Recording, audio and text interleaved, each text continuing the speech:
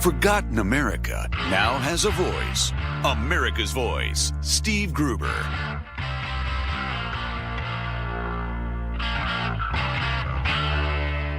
Last week here on the program, we talked about Michigan's Governor Gretchen Whitmer becoming the first in the nation to ban flavored vaping liquid that she said attracts children, and declared it a public health emergency, which I found a bit of a stretch considering, the opioid crisis, the number of people that die from cigarettes, not only in Michigan but around the country. This year, over 16,000 Michigan residents will die from direct use of cigarettes, 45 a day. Around the country, 500,000 will die, 1,300 a day, as a direct result of smoking cigarettes.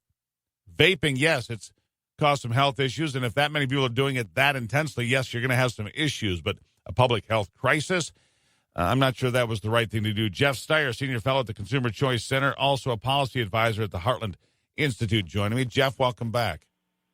Good morning, Steve. Good to be back with you. So you heard this happen. Is it a public health emergency? Well, I think we're losing all remaining credibility in our public health institutions. Stephen, let me tell you why. You laid it out, that the governor banned flavored e-cigarettes, which is basically all the e-cigarettes. And that's kind of following up on this nationwide scare about serious lung disease as a result of, quote-unquote, vaping. Now, Steve, you and I have been talking about vaping for a number of years. Yep. There are two separate things going on here that the people who want to ban e-cigarettes are using to fool people, and the public health officials should know better. And let me explain. Vaping is simply the process of using a vaporizer to heat up a liquid, aerosolize it, and inhale it. So, that's like saying giving somebody a needle. Now, is using a needle dangerous?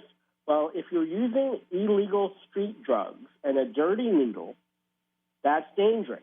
It's not the needle. It's the dirtiness of the needle and what you're delivering in that needle that make it dangerous.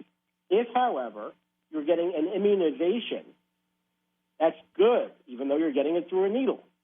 So vaping, illegal THC hash oil, which is causing the serious acute lung disease, some 450 cases around the country, right? That's dangerous.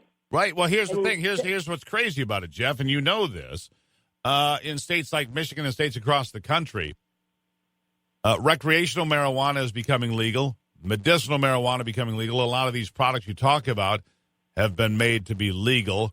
Yet vaping with something that tastes like wild cherry or bubble gum or cotton candy or whatever, that's the problem. That's not the problem. I don't believe it's the nicotine-based products. Maybe I'm wrong. Go ahead. Steve, you're right. You've seen through some of their smoke. A product, Juul e-cigarette, a product that delivers nicotine through a vaporizer to help people quit smoking, is not causing any of these lung diseases. Now, let me state very clearly, kids shouldn't vape. They shouldn't vape nicotine. They shouldn't vape anything else.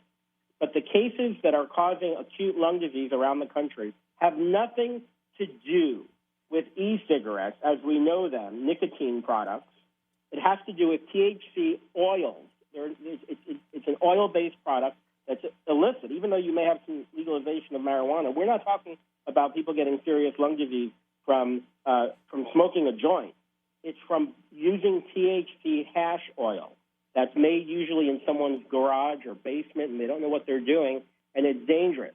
And the CDC, instead of actually telling people what's causing the problem, and they knew about this over a month ago, they could have stepped in and stopped it. Instead, they took the issue, pivoted to e-cigarettes, playing on people's lack of understanding, right, to advance a political ideology against e-cigarettes, which are used to help adults quit smoking, and yet some kids are using them and they shouldn't. Well, here's the thing. thing. It has nothing to do with the THC hash oil, and they know better. Right. You're missing one other thing. We'll get back to it. You're missing one other thing we'll get back to in a minute, and that's the obscene amounts of money that tobacco bring into government coffers. $920 million in Michigan last year. $920 million in tax money coming in from tobacco. Just about zero from vaping, unless you can include sales tax. But The governor here, Governor Whitmer, and I don't disagree with her. Is vaping probably the healthy thing? Probably not overall. Am I going to do it? No, of course not.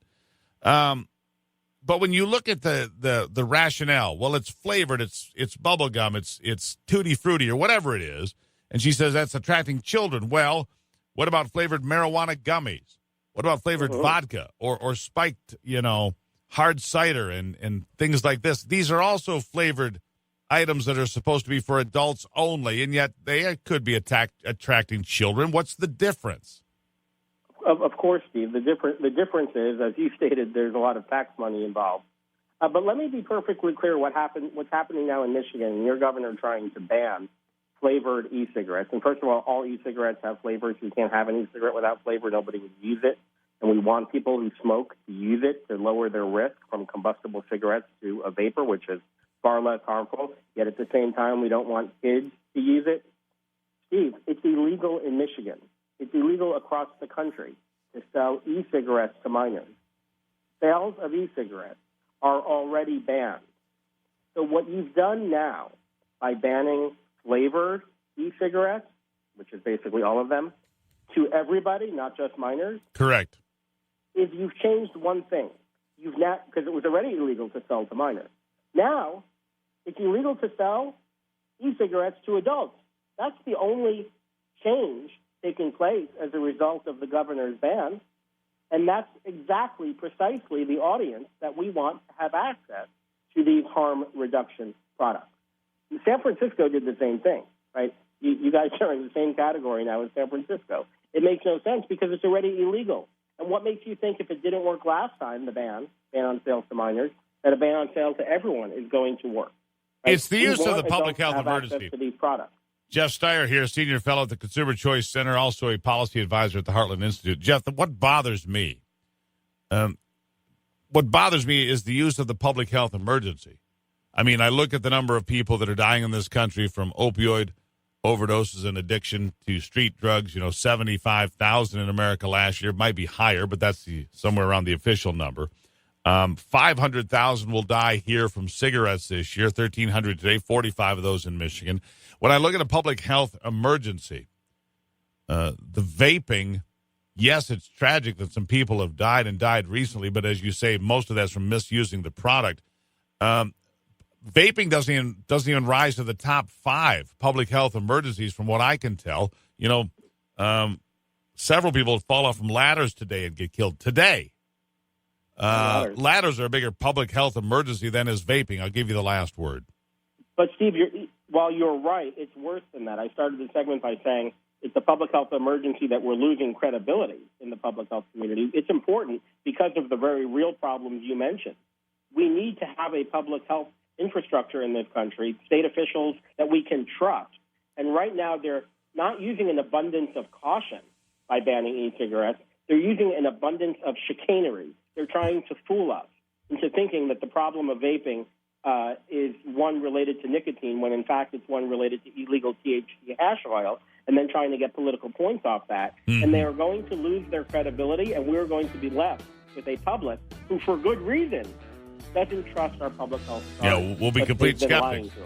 Jeff Stier, great conversation. Thank you for being here. Always a pleasure. Quick break. We'll be right back. It's the Steve Gruber Show.